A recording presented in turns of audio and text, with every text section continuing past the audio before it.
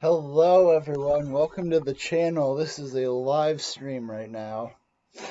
How you guys doing? It is very good to see all of you. Well, I'm not sure if there's anyone in here yet. But if there is, please comment down below, say hi and all that. I'd love to know who you are. I'd love to meet you, I guess, basically. If you're new here, welcome very much. This is my very first live stream, so I'm a little nervous. The first live stream doesn't really go very well, but but I'm just gonna give everyone a couple minutes to go in here. Let me text some people. Text the Tommy Story Hour. By the way, if you want to join that group, send Tommy DeBoard a friend request on Facebook, and he'll add you to that. Let me just promote this link while I can.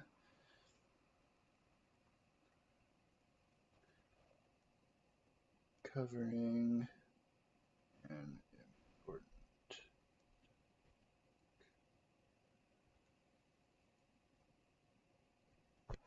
All right, that should get some viewers. For those of you who watch this back, thank you very much for 200 subscribers. Um, that's a crazy number. I'm kind of blown away that like so many people want to watch this. So today we're going to be talking about the unemployment rate and the mental health rates, because both of those are very bad in adults with autism. So when I see some people in here, we are going to get started on this.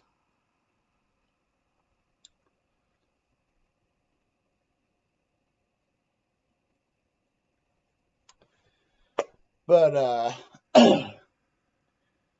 for me, I'm having a pretty good day. I have to work in 3 hours. But so this is only going to be a 1 hour live stream. But if you're in here, definitely ask me some questions. I'd love to hear them. Hey, we got one person in. Who is this? Thank you for being here.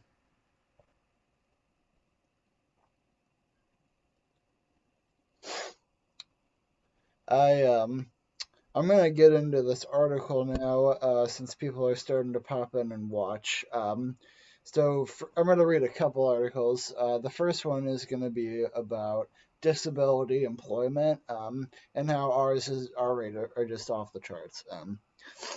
So Autism unemployment. Autism is a neurological developmental disability with an estimated prevalence of 1 to 2% of the American and worldwide population. The diversity of the disability means that each person's individual experiences for um, for uh, for autism and needs for supports and services can vary widely. For this reason, the clinical diagnosis in the American Psychiatric Association's DSM-5 uses the term autism spectrum disorder. However, all children, youth, and adults on the spectrum experience a common atypical neurological profile with several key traits. Namely, they have atypical language and communication, social interaction, motor coordination, and sensory processing and executive functioning. Americans on the autism spectrum experience substantial changes to attaining competitive, integrated employment opportunities that match their interests, gifts, and talents. They experience substantial unemployment and underemployment, according to research literature.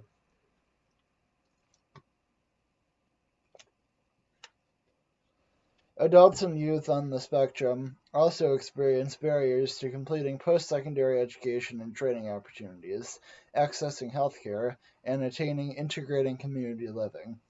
Employers have increasingly focused on expanding efforts to improve access to unemployment for job candidates on the autism spectrum to tap their diverse talents. Many large and small employers have adjusted their recruitment, hiring, and onboard policies and practices to increase access for this population. Resources that can help employers and others support employees on the autism spectrum include the following.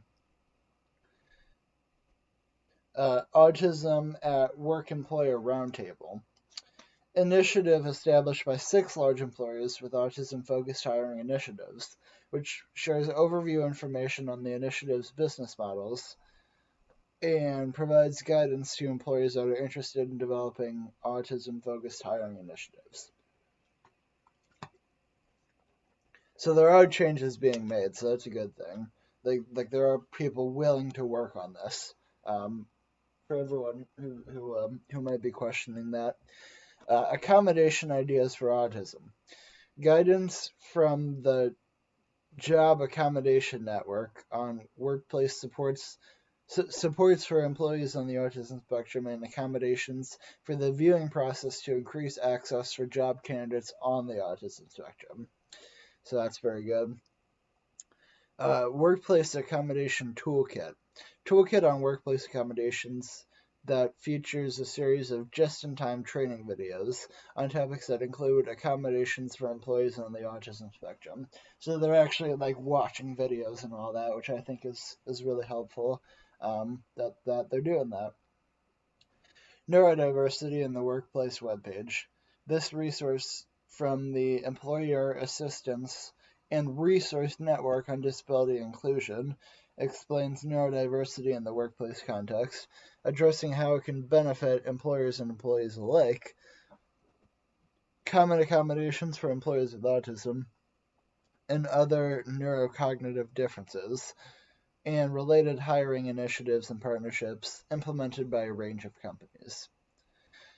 So you get the idea that those are a couple of companies that are working for inclusion in the workplace.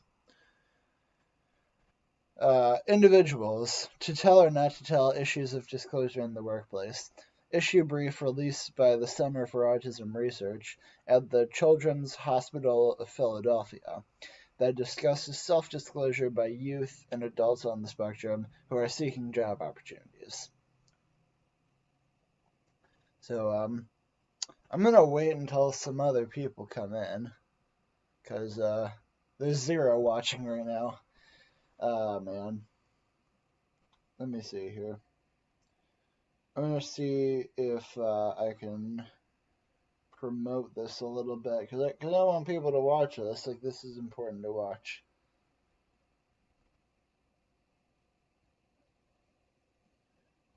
Live right now, talking.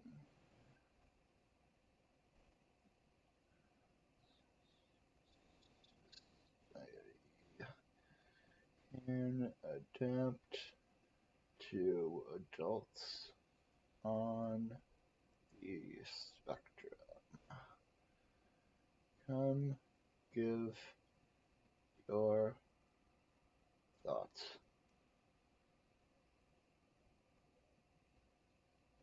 Link.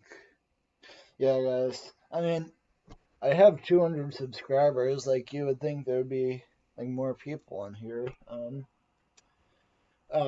But we're just gonna continue on. Hopefully, that is going to the number is gonna increase and people are actually gonna watch this.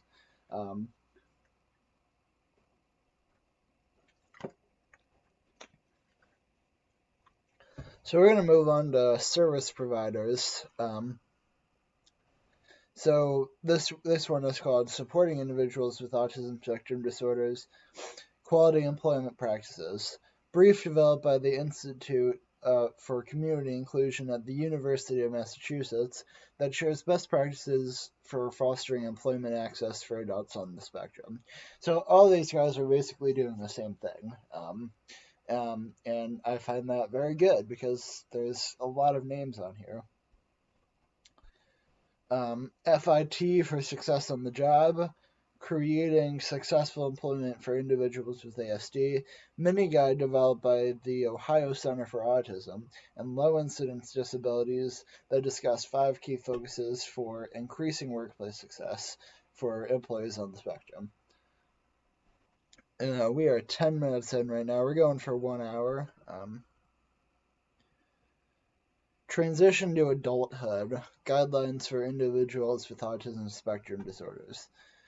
Guidebook on Post-Secondary Transition, developed under a recommendation from the Ohio Autism Task Force and with support from the Ohio Center for Autism and Low Incidence.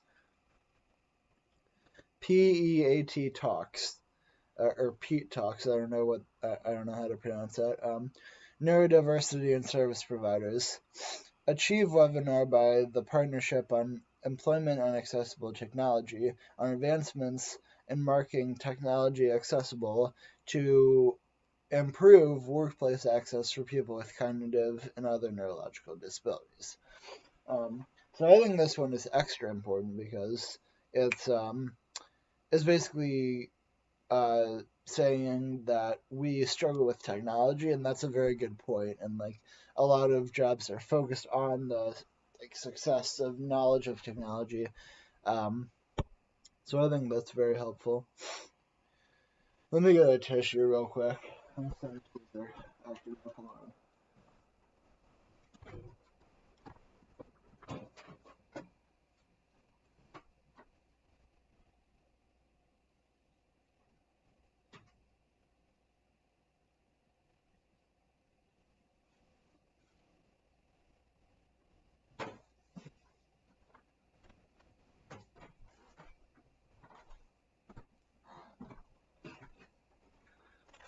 Alright, I'm back.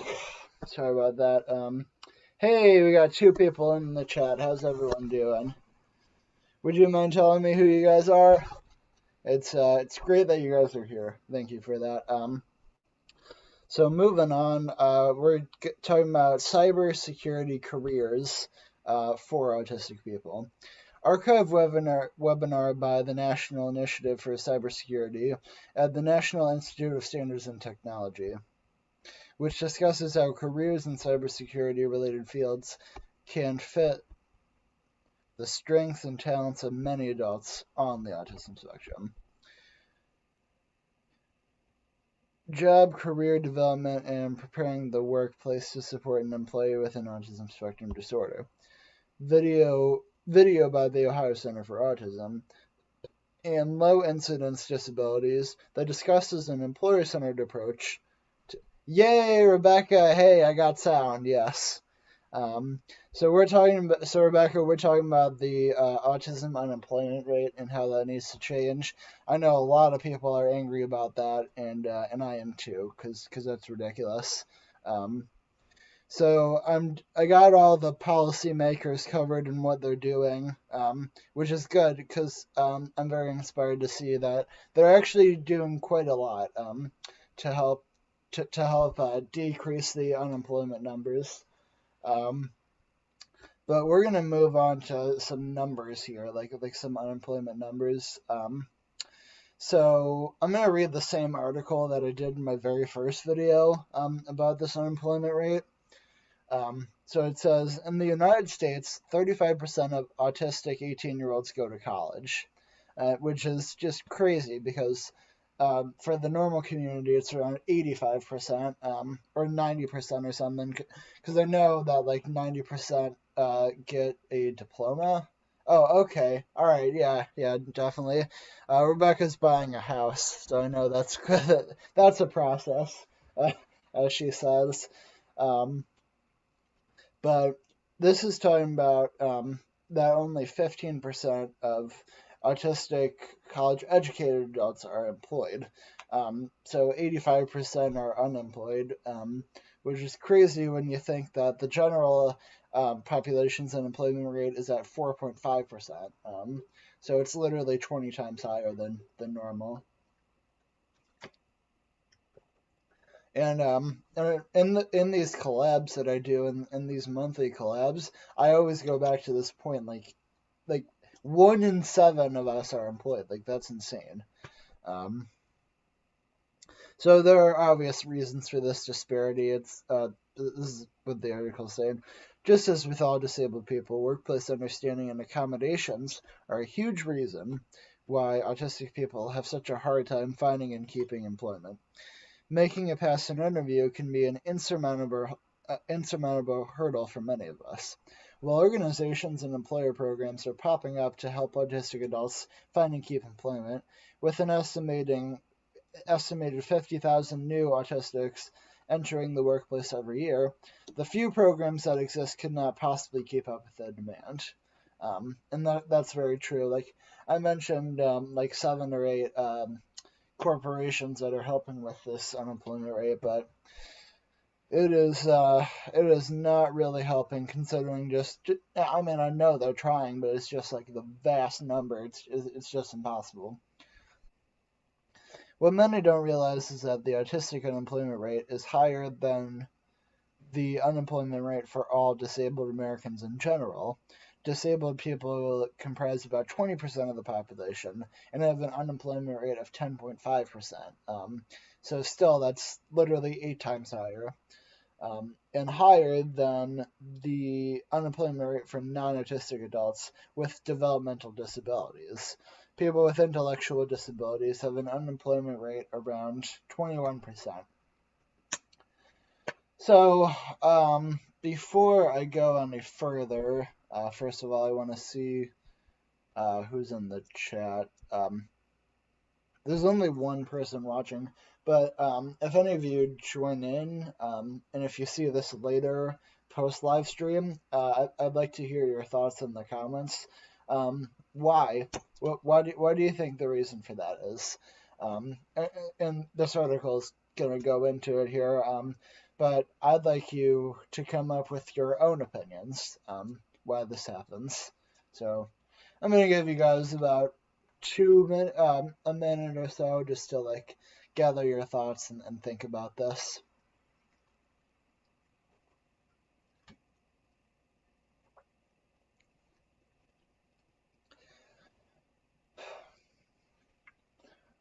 Anyway, while we're on this little break, I hope you guys are all having a good day. I am. I'm having a better day. I mean, yesterday was really frustrating. Still have some stuff I gotta take care of, but I solved most of my problems that I had yesterday. Take another drink. This is called Noon, by the way. It's like an not an energy drink, but like an electrolyte replenisher. Because I gotta have my vitamins and all that. It's cold and flu season right now. Almost April, by the way, so that means I got a month left until I'm a senior, which is awesome. All right, so we're gonna move on here. Um, um, um, um, um, um, um, um. In case you aren't familiar with unemployment terminology, I should note that these unemployment rates for disabled Americans do not reflect whether some of us are too disabled to work at all.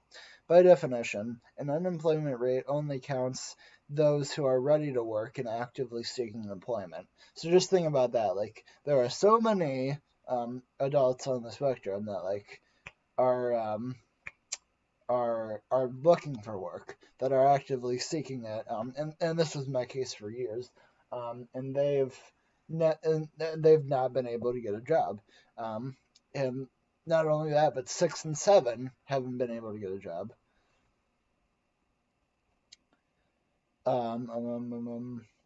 The Census Bureau divides the adult population into various groups, and people of working age are neither counted as being in the workforce or either counted as being in the workforce or not. Someone who's not in the workforce is not only not working, but not even looking for work. The unemployment rate, whether autistic, disabled, or the general population, is the percentage of the workforce who are not employed. Those too disabled to work are not in the workforce to begin with, which, I mean, I kind of think is crap. Like, I don't think there should be such a thing as too disabled to work.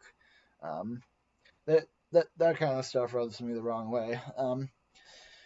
This also means that those autistics who have become discouraged by the difficulty in finding employment and have given up looking for a job are not counted in these unemployment figures, which definitely should send some red flags because I know quite a few of my friends on the spectrum who aren't looking for work. Um, so I can imagine that adds to the number quite a bit. I'd say that tacks on an extra percent or two, if I'm being honest. Autistics who are living in institutions such as jails or hospitals are also not being counted in the unemployment figures. And that is quite a lot. The jail population and the mental hospital populations are also higher than normal, but we'll get into that at a later time. A much higher percentage of all autistic adults in that 35% unemployment rate are not working for a variety of reasons. Those adults who are not institutionalized and who are prepared to work and could be in the workforce but have given up are called discouraged workers. And unfortunately, there are a lot of those out there. In the United States, the estimated number of discouraged workers in the general population is 451,000. The CDC has estimated an autism prevalence of 1 to 68, but that's not exactly true. Those results have been updated since that article came out. Now I think it's around 1 in 45. So if that proportion also applies to discouraged workers, which I don't think so. I think it's a little bit higher. That would mean 6,632 discouraged autistic workers. But we're gonna say 10,000 because it's around 145, plus probably another 2,000. So that's 12,000 discouraged workers.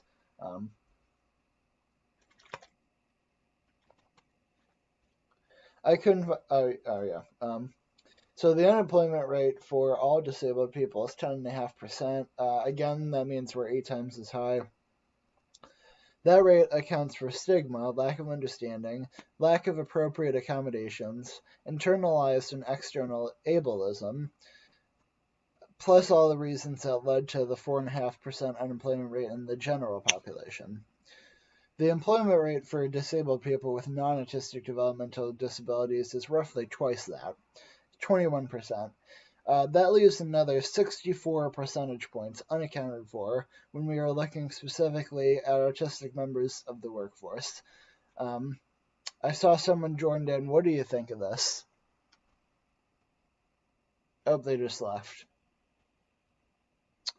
Man, that's unfortunate, man. Like, people are coming in for like 30 seconds and then they're leaving. That sucks. I'm sorry, that threw me off. Give me a minute to figure out where I was off, where I left off on. Oops. I'd like to try to connect the dots a little bit by talking about a few of the special issues autistic people face when we can't find and keep employment, as well as factors that drive some autistic people from the workforce, converting them to discouraged workers. All disabilities come with social stigma and presumptions of incompetence. Autism comes with a particularly unusual set of assumptions that leave an autistic person pressed from both directions into a pinch space no one can actually live or work in. That's true.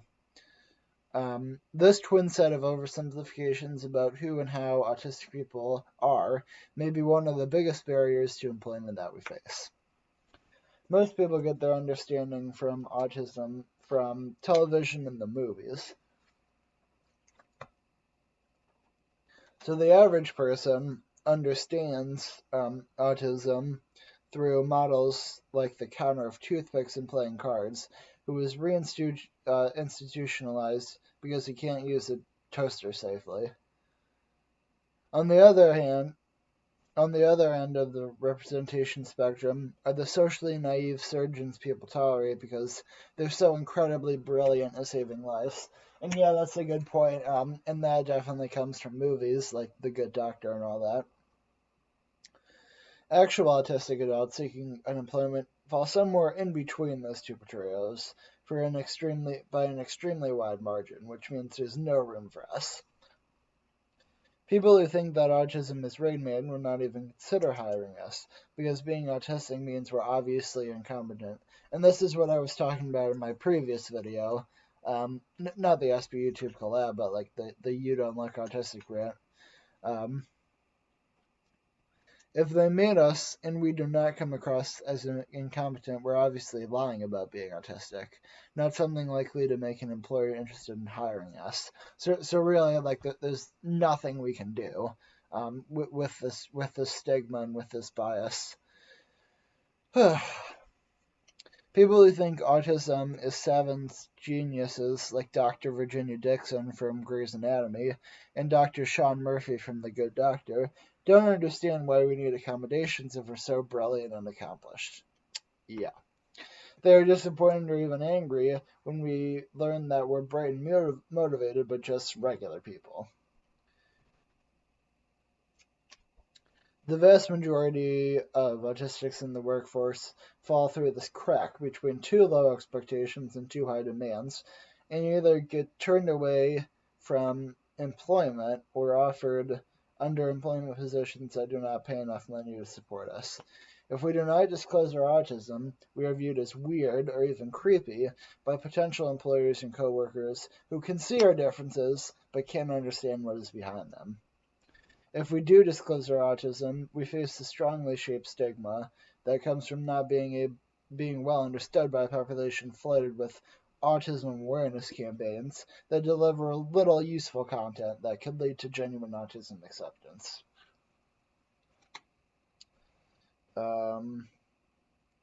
This is a long article here.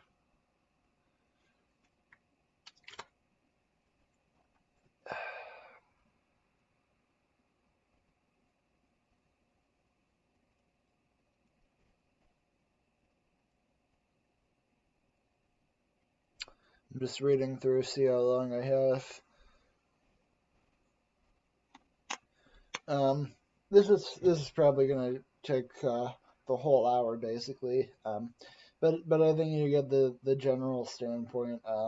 Basically what I was saying after that was, like, we tend to lose our services when we hit 21 and when we graduate college, and that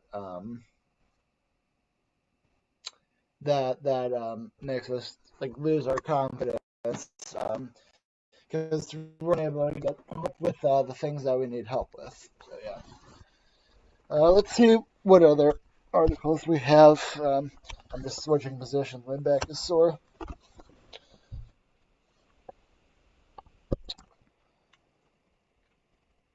I'm going to look up another thing here. The mental health rates.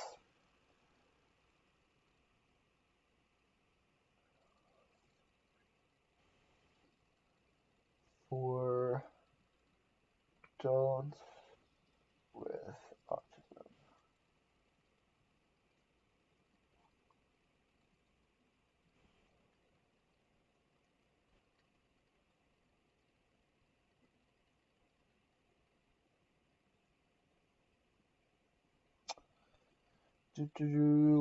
Hey, whoever is watching, I'm just pulling up some statistics about mental health issues in this condition. Alright, the abstract here. Adults with autism spectrum disorder are thought to be at a disproportionate risk of developing mental health comorbidities, with anxiety and depression considered most prominent amongst these.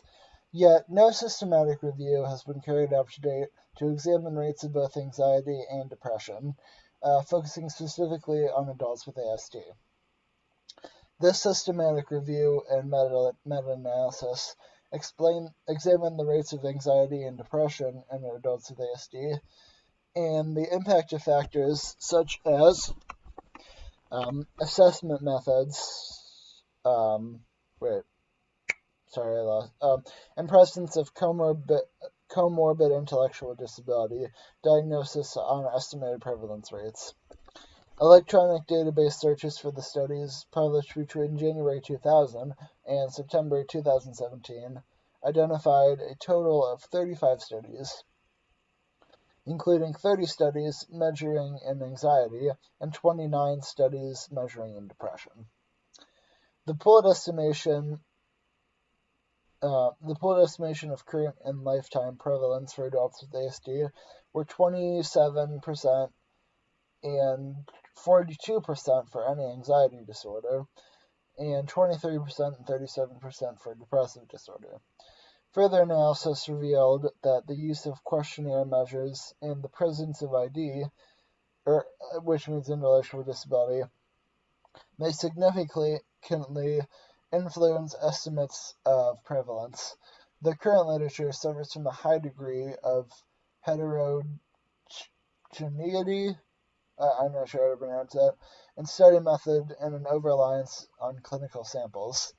These results highlight the importance of community-based studies and the identification and inclusion of well-characterized samples to reduce heterogeneity and bias in the estimates of prevalence for comorbidity in adults with ASD and other populations with complex psychiatric presentations.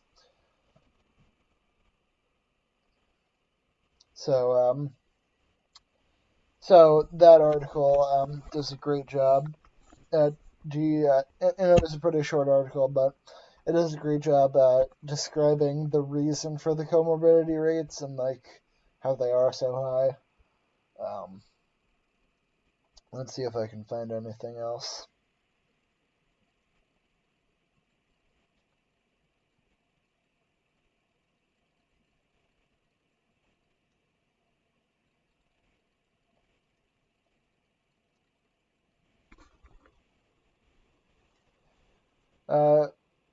Now I'm going to go over just some facts.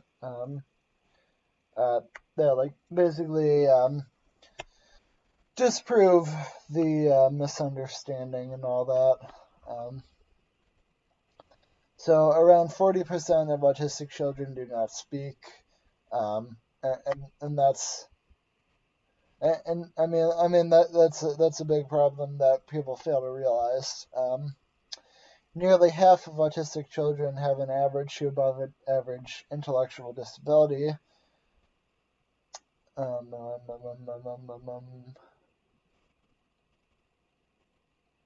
I'm sorry, I'm on the wrong page. No, not that one.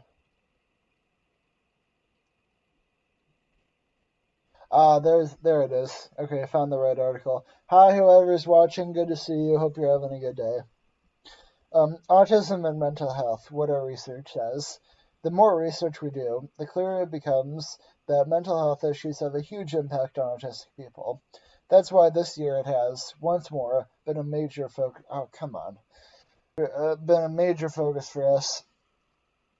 We've studied why autistic people are more likely to feel depressed and suicidal, looked at their treatments of getting mental health treatment, and we've launched 2 new mental health projects for the year ahead.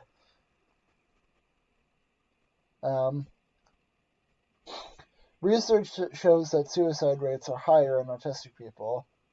We worked with a team of autistic people to develop an online survey which was completed by 2 groups of people, one with autism and one without.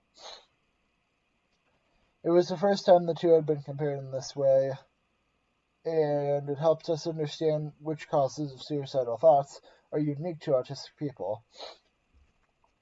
One risk factor that stood out was in the results was camouflaging. This is when autistic people change the way they act in front of other people to cover up their condition.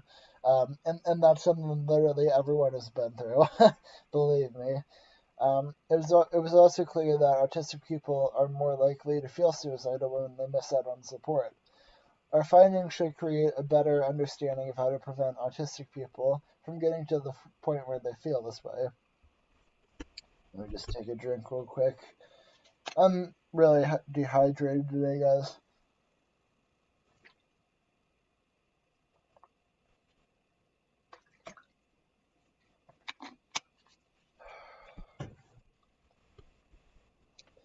Alright. Self-injury in the autistic community. Rates of self-harm are relatively high in autistic people. In this study, we used a special tool to find out more about why autistic people are self-harming and what helps them recover. We learned that self-harm is often used to cope with feelings of depression, disassociation, anger, or anxiety. It is also used by autistic people when they can't identify or express their emotions. Getting the wrong diagnosis. A number of case reports show autistic people getting the wrong mental health diagnosis.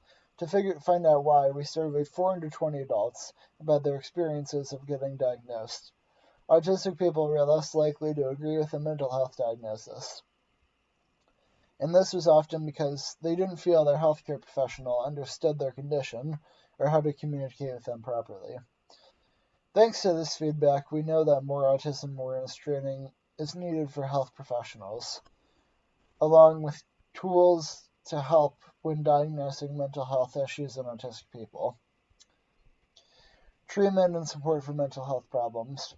We developed an online survey to find out what it's like getting treatment and support for mental health problems, self-harm, and suicidal feelings as an autistic person. It was clear from the 200 responses that lack of the right treatment and support is having a serious impact on well-being and can even make autistic people feel suicidal. But we also found out that treatment and support work well when they're tailored to individuals. So then it goes on to 2020 and beyond. Thanks to our amazing supporters, we have funding for 2 new projects around mental health in the year ahead. And I hope whoever, this is called autismresearchtrust.org, I hope they were able to have very successful projects. Last but certainly not least, we'll be looking into how much of an impact an autism-friendly employment has on mental health. Hopefully, our findings will help us work out some changes that can easily be made in any workplace that could transform the day-to-day lives of many autistic people. We can't wait to get started. So what do you guys think of this? What do you guys think of all that I've said so far? And you can go back and rewatch later. But if you're watching this, you know what? I'm going to make this 40 minutes. Let me edit this. I will not make this an hour. I'll make it like 40 minutes. Because honestly, this hasn't gone as well as I hoped. Let's see if I made. Nope, I didn't make the changes. We're gonna end this off in 2 minutes. I'm just gonna give my closing remarks. If you have any thoughts, please comment them below. Because I do see that there is one person in here. Yeah. Yeah. Okay. Says an error occurred. I can't make those changes. But you know, I think the main reason for unemployment is obviously a lack of understanding. And I think it does make me feel a lot better that there are a lot of companies and employers just like trying to help us out with that and trying to basically train employers in order to train employees and make the employers more accepting and all that. I also think that camouflaging is a huge problem with mental health, as that article said. I don't think we should do it. I haven't done it in years. Well, I mean, I did it when I first got to college, but it's been around 2 years. And what else was I going to say? I think that it's great that really, like, we're putting more effort into this than some people think, and I can definitely respect that, because I mean, obviously change isn't going to happen overnight, but I personally think I'm going to see complete justice with this in my lifetime, and I'm doing the best I can to make that happen, and I hope you guys are too. But guys, I think that's going to do it for the video. This live stream, this is a very good live stream. If you enjoyed, be sure to like, subscribe, and share. and I'm going to see you on Monday at 12:30. Peace out, guys.